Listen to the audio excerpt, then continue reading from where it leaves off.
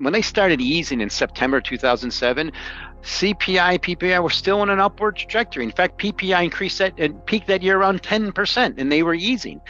Now they're actually still, the PPI is turning down hard, and they're still tightening. So where it happens, where it goes, I don't know. But the point is, once that unemployment starts ticking up, it's almost guaranteed the recession will be starting at some point soon. And then that's the rules of long and variable lags. Just the fact that we're still talking about it a year after the most aggressive central bank hike, coordinated central bank hikes ever, is the macro.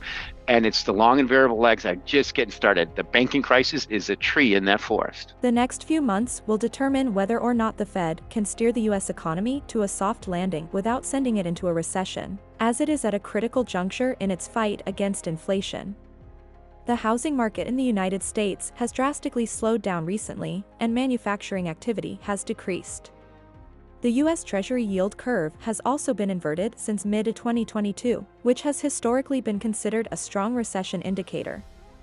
In the next 12 months, there is a 54.5% risk that the United States will experience a recession, according to the New York Fed's recession model.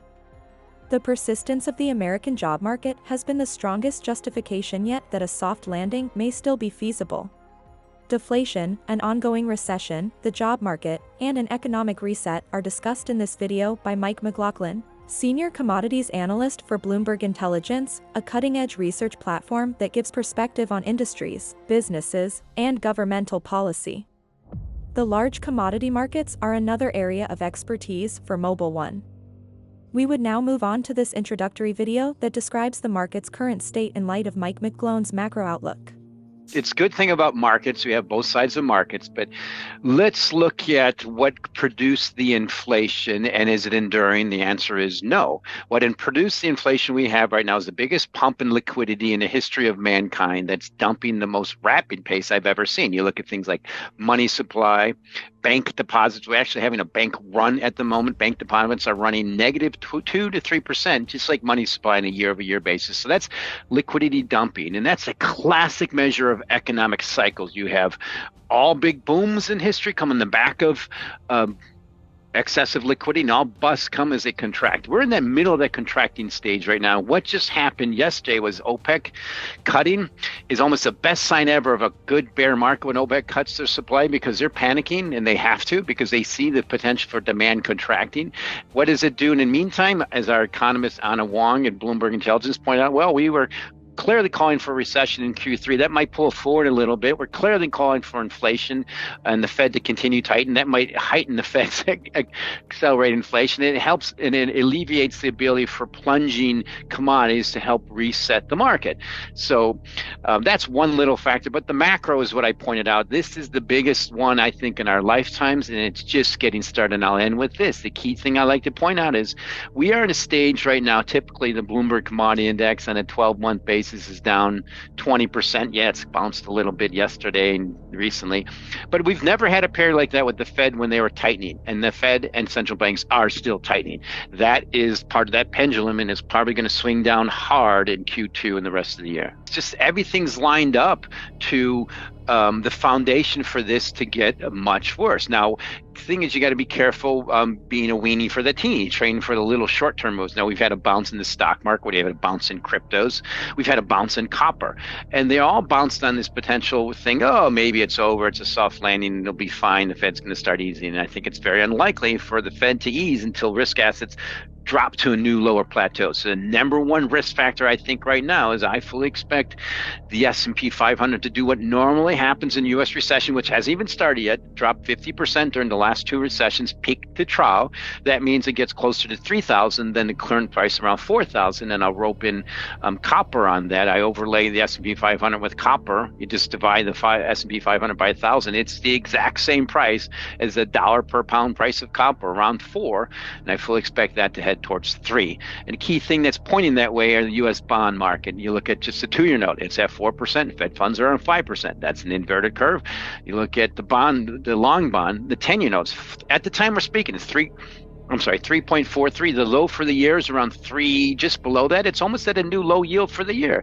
That's the bond market saying we're heading towards recession. The stock market hasn't figured it out yet. There's a wonderful thing about statistics and using history. Oftentimes human beings use it for comfort when they shouldn't be. Like the key quote, well, no, I mean, that's a good one. The key quote during the massive run-up in real estate prices to the peak in 2006 was, oh, we never had an annual year of decline in real estate value. I'm like, well, we're going to have one because they went up so fast, they're going to go down just as fast. Now, that happened. And even Greenspan, Chairman Greenspan at the time, testified against it. So the key thing is what's missing from that analysis. I look at one simple example, as I just was playing with it a little bit, as you look at the 50-week moving average S&P 500 below the 100-week moving average. It's about 5%. There's never been one case going back to 1965 where the market was already tilting down that much and the Fed was tightening. There's your difference. Typically what happens, the last time we had a tilt like this anywhere near it, the Fed started easing aggressively. And that's what's changed in history. That's what's changed with COVID. The Fed and all markets learned the lessons of too much liquidity and inflation. That will never happen again, where they will provide the liquidity at an excessive pace like they have with the ease they have in the past. So this is where we're tilting now. Cutting back lower, Fed still tightening as markets, yes, we've had this bounce. So that's the difference. We will not get that easing until the whites of the eyes of a clear recession. Unstoppable, the way I see it right now. And the key things I look at is just what's happening with, there's a bank run, clearly a bank run, and just the rules of bank runs, you're never supposed to be hawkish in bank runs, but the bank run is clearly happening. We see more deposits leaving U.S. banks on a daily basis. The pace on a 12-month basis is minus 2%. That's never happened. Our database is going back to 1960. It's always been positive, and they're still tightening. So there's a bank run. It's just different. You don't run to the bank anymore. You pick up your phone, you push a button, boom, and you're buying Treasury bonds, or you're buying a Schwab TLT or something, an ETF that tracks it. So that's the difference from the past. And to me, that's the key thing. Is bottom line is tilting toward massive pump in liquidity, that's dumping. Bottom line, that's what happened in the Great Depression. And one way in chart that really shows that is you show money supply. It looked just like the stock market did in 1929. If you do it like on 120-month basis, just to measure. And also key thing, if it looks just like that, if you measure the U.S. stock market versus the MSCI ex-U.S. stock market, same thing. Big pump that's starting to roll over. You cannot not expect a credit contraction when money's leaving the banks at this pace. There's no way to avoid it. They can't lend it out. They can't hypothecate, whatever. They can't do fractional reserve lending when they don't have the reserves. And when the reserve assets, their duration matches are dropping. They did not really, apparently, in our stress test, we did not measure the duration risk of the Fed raising rates at the highest pace, the greatest pace in history. So that to me is inevitable. The key thing is what solves that problem. What got us there? Fed raising rate hikes really fast. Cutting rates is what helps solve it, and they're still hiking rates. So let's look at the world's benchmark measure for heat, electricity, and fertilizer. U.S. natural gas, its price right now is 2. It first started trading in 1990. The high last year was around 10. It's dropped 80%.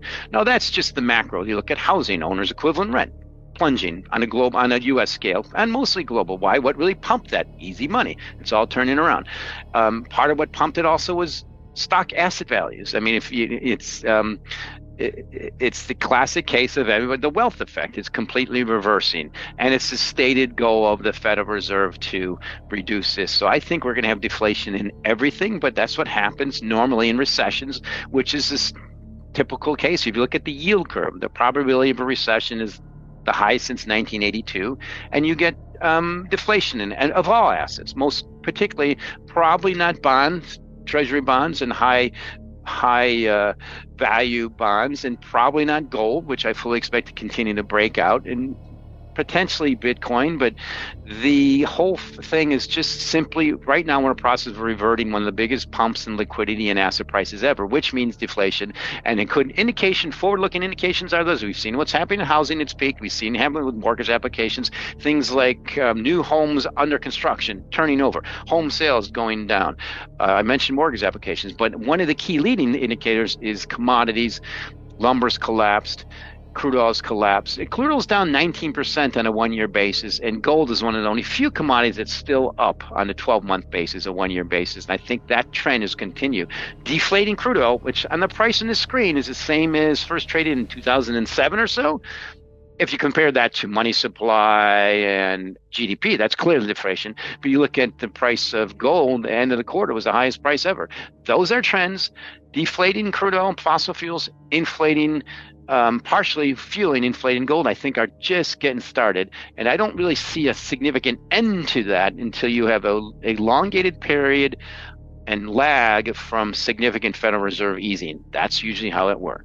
When the average person is trying to survive the hard economic climate, analysts are predicting the worst, and investors are unsure of what to do. What do you anticipate April will bring for the financial world?